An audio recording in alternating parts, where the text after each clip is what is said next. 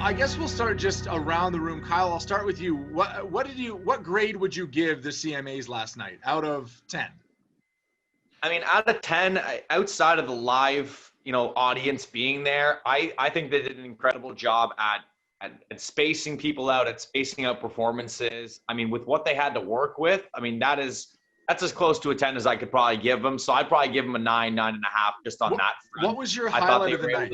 They were able to collaborate certain people together. They had 2 different stages of artists going, and I think the whole show really came together, and you could just see the joy of how much these artists got to be a part of being at an event like this, at seeing one another, at just being in some sort of close proximity with one another. I think they knocked it out of the park. What was the highlight of the night for you? Was it a performance? Was it a speech? Was it a winner? It was definitely a performance, and it was Ingrid Andress performing More Hearts Than Mine, and you could just see how she broke down at the end of that song. She hasn't had a chance to perform that in a very long time in front of a live audience, and it was like she held on all that emotion for so long and just let it all out onto that stage, and that was as powerful a moment as I remember from last night. Do you think it was more about the performance or more about the song and what it meant to her? I think it was a bit of both. I think it was the fact that it was on one of the biggest stages in country music at the CMAs. I think it had to do a lot with the song, and you can tell that was a personal story of hers. And I think it all kind of collaborated together and just exploded onto the scene. Graeme, what was your highlight of the night last night? I would have to say Jimmy Allen doing the Charlie Pride tribute. I thought that was really, I don't know why it really hit me so much. I think because Charlie was actually there. I think sometimes with these tributes, like we saw with other ones, the Kenny Rogers, that it's after the person has passed away. So to give Charlie his flowers a little bit, I thought that was so powerful to see. And having Jimmy there, of course, because so much of 2020 has been talking about more diversity in country music. So I thought that was a really nice thing for them to do. You know what I loved is you forget just how people can get nervous all over again depending on the moment. I mean, Charlie has hosted the awards. He's been on that award show many times. And the fact that he was shaking and nervous in that moment, it was such an interesting and amazingly humanizing thing to see, don't you think? Yeah, and I love when award shows do this too, like kind of taking the old and the new. Grammys do that all the time too, in terms of having these moments with a new artist that has been affected by that veteran artist. So it was great to see Jimmy and Charlie on that stage together. It's funny because you never know what's going to hit home on nights like that. And so I'm watching, and my wife kind of passively watches because I have to watch these things, and she's a bit over it at this point. Award shows they're very long, and we're trying to take care of a 1-year-old in the background. And that was a moment where everything stopped in the room and everything was laser focused on what was happening. And she doesn't really know much about Charlie Pride or Jimmy Allen or what's going on there. And that moment just kind of floored her. And that just shows you the power those moments can have in a night like that. Yeah, and I think because we're always focused on who's going to win this year, who won this award kind of thing. You're just so into the moment. And in a moment like that, you just realize the impact of someone's career over decades and really the power of music. Mr. Chris Scheetz, what was your highlight of the night last night? Well, thanks for nothing, Graeme, for stealing mine, of course. But that's all right. That's okay. You know, I'll say first of all, Charlie Pride. I mean, one of the very first concerts I ever went to as a young man was at a young boy. Was like at 5 years old. Went to a Charlie Pride concert at the Jubilee Auditorium in Edmonton, and I remember that show. I remember going back probably 10 years ago and seeing Charlie Pride and his son there. And so it was amazing that Charlie was there. You're 100% right to actually get the well-deserved credit he deserves. With Jimmy Allen there, what a nice touch that was. But because it was 2020, I was waiting for like some kind of a dragon to break through the roof and pick up Charlie and take him away. You know, just because that would be our luck this year. But Charlie at 86 years old, you know, was nervous. Obviously, I mean, he's aged. He's 86 years old. But picking up that well-deserved generational award was incredible. I'd have to say Gabby Barrett. I'd heard Gabby Barrett and Charlie Puth, she was very nervous about singing because she's, 13 months pregnant or something? It seems like it, yeah. And she was very nervous. She said, this baby's right on my diaphragm, which I can relate to. I'm about 13 months pregnant. So I thought she sounded incredible. And the Charlie Puth song, I mean, it's one of the biggest in the world right now. So like some of these other artists, haven't had a chance to sing these hits in front of crowds because of 2020, right? So I thought that was probably my second favorite part of the show. I got to expand on your Gabby Barrett thing because I have that in my notes. And I remember Sam being pregnant and being winded from walking up 3 stairs to our bedroom. And I'm looking at Gabby Barrett like, how are you doing this right now? It makes no sense. It was incredible. Yeah, she's talented. She really is. She's the real deal. And it was one of those moments where you see the struggle internally, I'm sure. Like the fact that there's a coronavirus happening and you're about to give birth and you still want to be showcased on this stage. I can't imagine the conversation she had with her hubby, Cade. I can't imagine the internal comments that were going on in her head. Do I do this? Do I not? Is it good for my career? Is it bad for my – I can't imagine the struggle back and forth saying, do I do this or do I not? But today I'm assuming she's very, very happy that she was part of that moment last night. I think so. Yeah, absolutely. I would say one of my favorite moments was when Luke Combs went up to accept Male Vocalist of the Year and his wife slapped his ass. That was fantastic for me. She gave him like an attaboy, kind of like tap on the bum on the way up. That was fantastic for me. Another one for me, Eric Church finally winning Entertainer of the Year. I didn't think it was ever going to happen, but it was so cool to see him finally break through with that one. And I would say performance-wise, there were so many good ones. I loved John Party covering Joe Diffie. And was that Christy? Was that his wife or his daughter in the crowd there? Oh, that's a good point. You're right. I'm not 100%. I can't say for sure. I don't know, but you're right. That Joe Diffie. So many of those tributes were fantastic, weren't they? And just John Party. They always find the perfect person to do those. Like, and he's perfect. Yeah. I can't imagine anybody else doing a Joe Diffie tribute, but the moment that rocked me the most last night, Kyle, you kind of stole my Ingrid Andress, but other than that, Dan and Shay with Justin Bieber, I just thought it was one of those moments that just stopped the room, and everybody was like, whoa, this is crazy. That to me was such a goosebump performance that you just won't forget, right? No. Yeah, I agree. Performing in front of that empty stadium, it was powerful, and that Justin Bieber can sing, and so can Dan and Shay. This just in. You think that Justin Bieber might go somewhere one day? He might, and I liked his Canadian toque he was wearing too. That was perfect. Graeme, was there a moment that maybe fell flat to you last night, or could have been done a little better, or you would have liked to see expanded upon? I don't want to say fall flat. Do you want to get into the Entertainer of the Year conversation? Yeah, let's do it. Do that now? Yeah. I wouldn't say it fall. So we talked about this earlier on my show. So I'll give the perspective of I'm very much, to a certain degree, an outsider of country music. I mean, I'm a surface country music lover and aware of that world. And so I was saying that, when it comes to Miranda Lambert and Carrie Underwood, when they release new music, it crosses over to that pop culture world. The pop world hears when they release music. So I know Eric Church, I know, Jason Aldean, I know Luke Combs, but they don't cross over to that pop culture world. So in my world, we're always surprised when Miranda Lambert and Carrie Underwood don't win these big awards, even though these guys I know they have absolutely huge sales, but they don't cross over to that pop world. So I don't know what it's really like in the country music world, if there's that level of differentiation that there is in the pop world. So I was surprised once again that Miranda or Carrie did not win the award. They've never won this award. And it's funny looking at the list every single year, it's not like the person that won didn't deserve to win. It's just over the whole trend. The fact that Carrie and Miranda have still never won this award, like that seems crazy to me. Like, how long have they been doing this and neither one of those people have won the award? And it's weird. Like, once again, every single year, the person that wins deserves to win.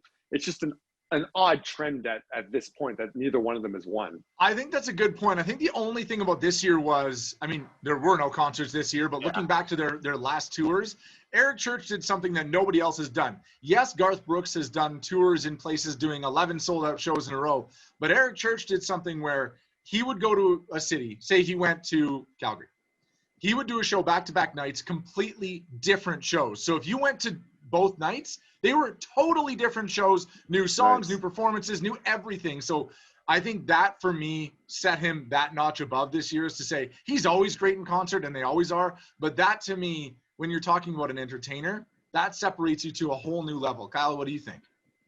Well, I mean, I agree with you there. And it's funny that you say that when we would do back-to-back shows, they would have completely different sets. And the only other artist that I know that could pull that off and absolutely smash it out of the park is John Mayer. And I remember going to a John Mayer show. I went to his first show. He had a set list, and a buddy of mine went to his show the next day. and we went over the shows, and he said maybe only 2 of the songs that I had told him were performed, he performed the next day. It's incredible to hear that Eric Church is able to do that. And I agree with you, Greg. Like, if you're able to do that as an artist, you know that you have such a catalog of songs that you've been doing this for some time. And yeah, he finally deserved to get that award. So you're okay with him winning then? I absolutely am okay with him. I understand, Graeme, where you're coming from too. And like, for Carrie Underwood, that's the one where, like, all I've heard, and I haven't had the pleasure of seeing her live, but all I've heard is her shows just take it to next level. It's incredible. Just with like the way that 2020 has gone. This year, it was tough to really find a compelling argument for anybody, because there weren't these massive shows. No one was able to go onto it. Like last year when Keith Urban won it, Keith Urban was on the road. It felt like 24/7. So when you thought about it, you're like, yeah, Keith deserves it this year. This year was kind of tough, so I am happy for it, but I understand, Graeme, where you're coming from, because Carrie is on so many different multi-levels. Like, she's on Sunday Night Football. She crossovers with hockey with her husband, Mike, and, she's on pop, she's on country. So I'm sure at some point it'll come her way. Scheetz, what do you think? You know what? I hadn't really thought much about the Carrie Underwood thing, to be honest, but now that you guys have kind of talked me into it. For sure. She's now, did she give side eye when she didn't win? I refuse to believe that Carrie Underwood ever gives shade. I just don't think she's a shade person. But that people wanted to kind of capture that. We noticed it was kind of we rewound it even, because we're like, what is that face she's making? But I think it was more of a wink than it was side eye. Yeah, she winks at someone. Yeah, she winks at someone. I look to see was she winking at Miranda? She's not. Miranda's in her other direction. Sometimes I do this to look at award shows, like, what was that person doing? But no, Miranda was to her left, so Carrie wasn't winking at her. Okay, because it would have made sense. She would have been winking at Miranda if your theory is correct there. You know what? I think maybe this year it's a weird year, and even Eric Church came up there. He was excited, but he was laughing. He's like, this is kind of a weird year to win Entertainer of the Year. I think Zoom should have won the Entertainer of the Year. That's right. That's right. That's just me. I'd always vote for Keith Urban, number one, but Eric Church puts on great shows. Greg has a good argument, or a good theory there about him and the double show that he could put on, because he did put it on in both Edmonton, Calgary, and across North America. So Eric Church is amazing. He is amazing.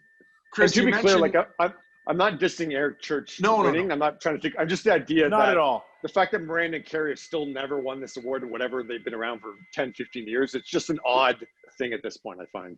A female has to win this award very, very soon, or there's going to need to be an overhaul in how we do the process, because we can't just keep doing dude and pretend like these females aren't out crushing it year after year, the same as the dude. So I completely agree with you.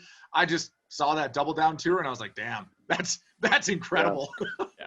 I want to talk a little you about. guys do know. Sorry, you do know that Luke Combs will be next. I think. Oh, absolutely. I mean, it's the obvious way his career is going, that Luke Combs will probably be Entertainer of the Year next year. I would, if I had to put money on it now in Vegas, that would be the guy I'd put money on. Him or Maren Morris, who also puts on a fantastic show and is the biggest rising star besides Luke Combs. One of them is probably going to take the crown next. But I wanted to get to Eric Church. Eric Church is the artist I've seen most in concert. Graeme, I'll go to you first. Which artist have you seen most in concert? Oh, that performed last night? I guess it was. No, out of anybody. Out of anybody. Yeah. Actually, the person I've seen most in concert, because most people I only see once. Is there a lot of people that you see multiple times? Oh, in this industry, yes. Yeah? Yeah. So, the only person that I've seen multiple times, I think off the top of my head, is Kelly Clarkson. It's the only person that I've seen multiple times. I've seen a lot of major artists, but I think she's the only one that I've seen multiple times, which I guess is twice. Technically, I saw Adele way back when she was first starting in a very intimate setting, like with 40 people. And then I saw when she was first breaking. But other than that, there's no one that I've seen multiple times. God, that's Adele and Kelly Clarkson, 2 people on my concert bucket list. So consider me extremely jealous right now. Kyle, what about you? The artist you've seen the most? It's a toss-up between Thomas Rhett and Florida Georgia Line. And funny enough, one of the Florida Georgia Line concerts I went to, Thomas Rhett opened for them, along with Frankie Ballard. And in my opinion, that show that I went to was like 4 years ago at Darien Lake. And it was arguably the best set list of one single concert I'd ever seen. I remember seeing Frankie Ballard and him walking off that stage.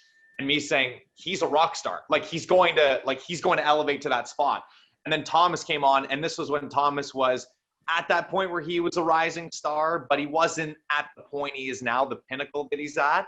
So getting a chance to see Thomas Rhett as an opener was really cool. And then getting him to see him at Boots and Hearts in front of 50,000+ people when we were still able to do stuff like that was really awesome. And just to see where he's come to that point, I think Thomas is probably the guy I've seen the most. I've seen him once, and I remember being absolutely blown away. There was horns, there was dancing, there was confetti, and I was like, this is like no country show I have ever been to, but I love it. I love it a lot. It's a good time. Mr. Scheetz, who have you seen most times in concerts, would you say? You know what? I think it's Keith Urban. Maybe I'm a stalker because I've seen Keith Urban. I think I've seen Keith Urban 7 to 10 times. It's kind of like I've lost track of going to Disneyland. Keith came early on in his career when he was first launching he played with the Ranch, or his group called the Ranch, at West Edmonton Mall at a stage just in the middle of the mall, believe it or not. There was about 100 people there. But now if you ask people in Edmonton, there's probably about 2,500 that say they were there. It's one of those things they claim to be. How big was the fish? Yeah, I saw him at Cook County Saloon just as his career was launching, just in a club show. And then probably another 5 or 6 times in actual concert venues. And yeah, so I'm a bit of a stalker when it comes to that. Do you have a favorite Keith moment from a concert you saw? You know what? My favorite Keith moment actually was years ago. I was doing the afternoon drive show, and I was doing the show from the Jubilee Auditorium, and he was getting set to play that night. And I was there doing the show because we're going to get a chance to interview him. He wasn't a giant star then. He was just starting to take off. And I'll never forget sitting in the seats, just me and maybe 2 other people from his road crew. And he was going through his song, "You'll Think of Me." And he was going over it with his band, and they must have went over that song for 45 minutes straight, one song. And he kept explaining to them how he wanted how to start slow and soft, and then build and build and build. And he was never quite happy with the way it was building. And we'd stop and we'd start again. And we watched him do this over and over. And I saw I just saw exactly what he expected from his band. Shortly after that, I think he fired his band, but he got a new one. But watching him, in all seriousness, the perfectionist that he was when it came to his performances, I'll never forget that moment. It was just the coolest thing to be a part of, to see basically the song being built at that time, because it was just being released as a single. That's one of my absolute favorite Keith Urban songs, so that makes me insanely jealous that you got to experience that moment, because it's such a beautiful song. Yeah, it's amazing. Yeah, it was so cool. It's funny though, watching Keith last night, and I know artists are probably told, get on stage, sing, and be done. But it was amazing to me that Keith was the first one that I remember, even in speeches or with Reba and Darius, he was the first and only one to say thank you to the first responders. Thank you to everybody kind of keeping us safe and healthy and working crazy hard during this pandemic. Did I miss something, Kyle? Or was Keith the only one that did that? No, you know what's funny? I hadn't really thought it through, but now going back and listening to all of the acceptance speeches and running it back through you're 100% right. And that's kind of wild to me. And of all things too, it like Keith wasn't actually there, right? He was in Australia. It was like simulcast over. So the fact that he actually took the time to say thank you the first, I'm thinking about that now. That's wild. It's also, Graeme, I don't know if you noticed this, but so Carly Pearce and Lee Brice had this smash song, I Hope You're Happy Now. Lee gets diagnosed with COVID, can't do it. Charles Kelly steps in. And at no time did they say, Lee, we're thinking of you. I hope you're doing well. Love to Lee for the. It was just like they did the song like Charles was supposed to be there and didn't acknowledge it, which I thought was kind of weird. How did you feel about that? Well, it's also too, then they didn't say that it was pre-taped, because obviously after that, Lady A had to quarantine too and not be there live because someone in their circle tested positive. Yeah, we've been having this conversation over the last week or so that we get the idea that Hollywood and the music industry wants to get back to normal and be a form of escapism for people. But at a certain point, don't you have to be an example for people too? So I'm not liking the idea that Hollywood or whatever shows are trying to completely ignore the fact that there's a COVID-19 out there. Like we just discussed today, I know they went through all these tests and they were 8 feet apart and all this idea. I would have liked the symbolic nature of when people were sitting in the crowd at those tables wearing a mask. I think that would have been a nice symbol for people to do and a nice message for people at home, to just this idea of, okay, we're all tested. We can just present a completely normal show, like everything's normal, and ignore things. So I didn't love that. I don't like that's the trend that's happening. Like, okay, let's just have a good time and ignore the world around us. I realize they want to be that form of escapism, but at a certain point, you should be that example for people too. That, and then the weird clear masks that they had to walk around with if they wanted to talk to each other. It's like, why not just wear a mask? Why don't you just wear a damn mask? Which is a comment I think we've all said a lot over the past 7-8 months. Just wear a damn mask. But it was interesting to me, and especially you're right that you want to be an escape. But then Thomas Rhett and Reba do this song "Be a Light," which is about this whole thing. And I thought they could have done something in the background on a wall of like first responders or people coming together. And then it was just the song. Chris, what did you think? Right. You're right. The first thing I noticed when that show started, I said to my family, was they're not wearing masks in the crowd. And so I noticed that. And I think that they got away from it completely. And none of the speeches, can you imagine Maren Morris, if you follow her on Twitter, can you imagine how hard she was biting her tongue when she went up there and accepted those awards? Because, she wanted to make some kind of a political statement or comment. I think, this is just me thinking this, that the results of the election and seeing how close it was, even though it's obvious which party won, how close it was, that they're scared, like a lot of other people, to make too many statements about masks and stuff, because they realize that there's a huge segment of the population that's not for that. So it seems like they stayed completely away from COVID, the pandemic, politics, and everything. Like they didn't touch it. I mean, obviously, Darius and Reba didn't touch it at all, and nobody else on that stage touched it. So it seemed weird. It seemed like it was just a different place than where we're all in right now. So I agree with you there. You mentioned Darius and Reba, and you could tell which one of them had hosted an award show many times, and you could tell which one was a newbie. And I think we've all been guilty of this, doing what we do when you're nervous or you're doing something for the first time. And Graeme, maybe you can give us an example of being nervous doing what you do. But man, Darius missed all of the comedic timing. He was rushing through things. He was just like speeding to get to the I've been guilty of that. I still do that. When you get nervous, is that your thing, or what do you do when you're nervous doing what you do? Yeah, I mean, can't say that I get like nervous that often anymore, or get butterflies in that kind of sense. But yeah, we've talked to artists about this idea when they do these more intimate performances now in these smaller crowds, or with no crowd at all. Like sometimes they hate that because they can't feed off the energy, or sometimes it's too weird that you don't realize you're actually performing to millions of people because you're just sitting in the small room. Yeah, so I wonder with Darius, was it harder? Because I think Maren Morris said this backstage. She liked her doing her speeches, her acceptance speeches more, because she looked out in the crowd and it was all her friends, so she could kind of take her time with what she wanted to say instead of staring into like a black box in front of 20,000 people in the stadium. So you wonder if those kind of things with Darius would have been better to have a crowd that had more of laughter, like giving him more feedback. So you had those natural pause moments. Yeah. As opposed to and I can just kind of look at a sea of people, as opposed to as soon as I look out, I see Carrie Underwood, I see Eric Church, that kind of thing. Like, I don't know if that got to him a little bit, because it's harder to have that comedic timing when you're not getting that much feedback. Kyle, what do you do when you get nervous in this industry? Because we all go through it. What is your nervous thing? Yeah, my nervous thing's not really a great one. I skip over very important points that I need to make. So if I am up on stage and I need to make a safety announcement for people if they need to go to the washroom, or there was an event that we host here in London, Ontario, called Trackside a couple years ago, and it was like 45 plus degrees outside. So they were handing out water bottles. There was misting stations. If you were feeling faint, you had to go to a certain area. We went up on stage to introduce Tim Hicks. And one of the main points that some of the organizers said, make sure you let people know there are misting stations in the back. There are water bottles here.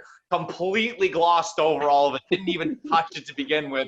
And we just got so excited for pumping up the crowd. We actually made it worse because everyone was getting rowdy and getting popped up for Tim Hicks. I'm like, all right, now here's Tim Hicks. Everybody have fun. And we walked right off the stage. And she just looked at me with this glance, and I went, anyways.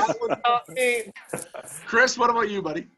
First of all, I'd like to say that's why Kyle's not a flight attendant. What a mess. That's exactly it. You don't need to worry about the emergency exits. You're good. What a mess. Yeah, exactly. Enjoy Tim Hicks. You're all going to die of dehydration. Probably the most nervous I've been, and you talk about comedic timing, is I've done a couple of stand-up comedian, just 5 minutes.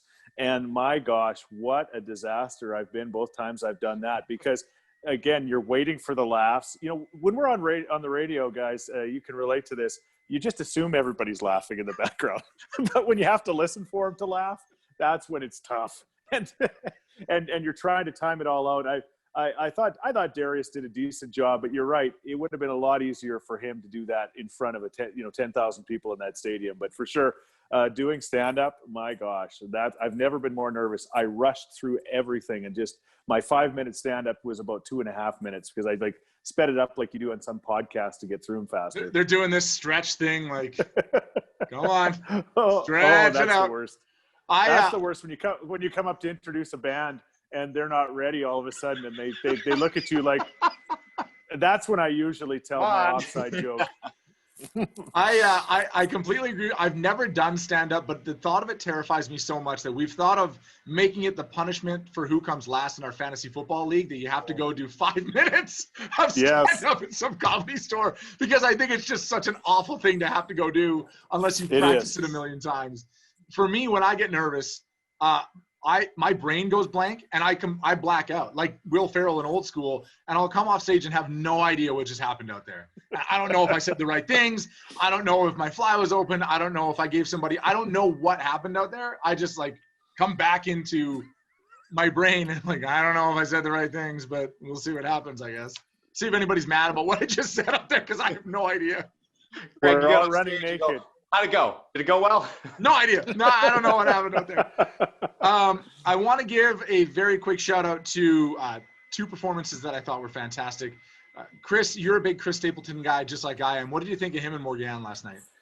I loved it. We're talking in this house, who's the best singer in country music right now? It's got to be Chris Stapleton. I love that old microphone. He was 8 feet away from it. She was about 12. And the sound was amazing. And I love that song too. And he's such an incredible artist with his, he wrote the thing, he's singing it with his wife, he's playing the guitar just perfectly. He's amazing. Graeme, you mentioned Jimmy Allen with Charlie Pride, but Jimmy just on his own, first of all, looked incredible, sounded great. Do you know the story behind the song he did last night, Best Shot? No, I don't. He wrote it after watching an episode of One Tree Hill, because that's his favorite show of all time. And he wrote it about the love story in that show, and which is my favorite story that he's ever told me. That's awesome. I know it's funny. There's sometimes you're not sure if an artist should reveal their inspiration for a song. You probably make up a really great story. I don't know. I wrote this after watching One Tree Hill. I don't know if you really want to spread that around, but sure. He also says that he gets really tired on the bus, and he just starts to shop One Tree Hill. He buys all weird One Tree Hill merchandise at 2 a.m. after shows. Oh yeah, because he's just so addicted to this weird show, which is fantastic. Also, when he was in studio with me, he had the most giant chewing tobacco pouch in, and was mid-interview spitting, and I was just I'm gonna roll with this, I guess. I can't tell you to take it out, but man, this is the first time for me, and I live in Alberta. He was wearing a Rugrats hoodie when I met him, so yeah, I guess he's into Rugrats too. Hey, he likes all the classics. Is he not into Disney World? Oh, he. Oh yeah. He has been to Disney more than you, Chris, and that's saying a lot. I know, 50 times or something ridiculous. Over 50 times to Disney. That's where he proposed. Around the table, Kyle, I'll start with you. Any other final thoughts on last night's CMA Awards? We talked a little bit earlier about how they kind of glossed over the COVID-19, going around in the world right now. And I remember a moment you talked about, if they wouldn't touch on a certain subject, they didn't say things during certain speeches. And when Luke Combs went up to accept his award for Male Vocalist of the Year, he was trying to practice social distancing, and he walked up, and I believe it was Eric Church, and he wanted to give him a fist bump, and Eric Church slapped it away and gave him a hug, and he's like, all right, I guess we're doing this on live TV.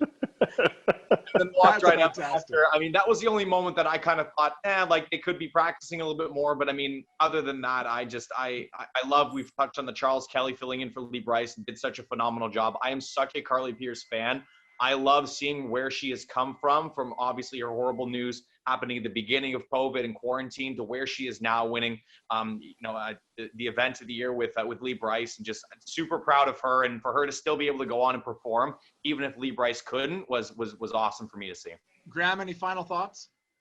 Yeah, I think even though we talked about the circumstances of this, that I think country music is the forum to see a community come back together. Country music is such an amazing community, so they are the right music genre to pull this off. I know we've had the BET Awards and the VMAs and stuff like that, but not on this level where you have people in the same room. So country music, it just fits perfectly with the community that country music is and how these artists have taken care of their crew, financially while this is going down. So yeah, there's such a family. So it was great to see that family back together again. I think everyone loves seeing that. You're right. And that's why I love that John Party moment with his security guard last night. And that to me, again, was just one of those country moments where that's why you love being part of this community. Chris, any final thoughts?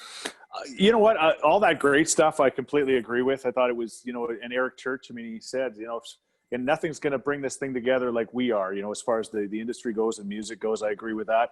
I love award shows so much like that. I mean, we played a game today on air about who wasn't on the show. And there was a lot of artists that we didn't see, the Blake Sheltons, the Luke Bryans. You could just go on and continue to name the Kenny Chesneys, the Tim McGraws. You could almost have two shows, one after another the next night. And, I'd love to see those Canadian artists on that show, like High Valley, like Tennille Towns, for example, and others. So, I mean, country music's strong when you think about the show they put on, and we had a lot of the biggest artists that weren't even on that show. So there you go. My final thought is it's time to give Kelsey Ballerini some love. The fact that she's never nominated in the major categories, I don't even know if she was up for Female Vocalist of the Year, which kind of blew my mind a little bit. And then she goes out and rips Hole in the Bottle, that was my summer jam. I love that song. And I thought because she had sort of teased this Shania Twain collaboration, I thought Shania was coming out. Like I was waiting. I felt like I was watching wrestling and it was the Royal Rumble and I'm waiting for the Undertaker to come out and I'm waiting. And then no Shania. And that bummed me out. But it's time for Kelsey to get some more due. And I can't wait to start spinning Hole in the Bottle Shania Twain remix on our station. So that was my final thought. Beautiful. I'm fired up for that collaboration. Yeah. I saw it a couple days ago and I stopped everything. I'm like, whoa, what is happening? So I'm fired up for that. Graeme, Kyle, Chris, thank you for joining this post CMA award breakdown, and you guys just have a great rest of your day.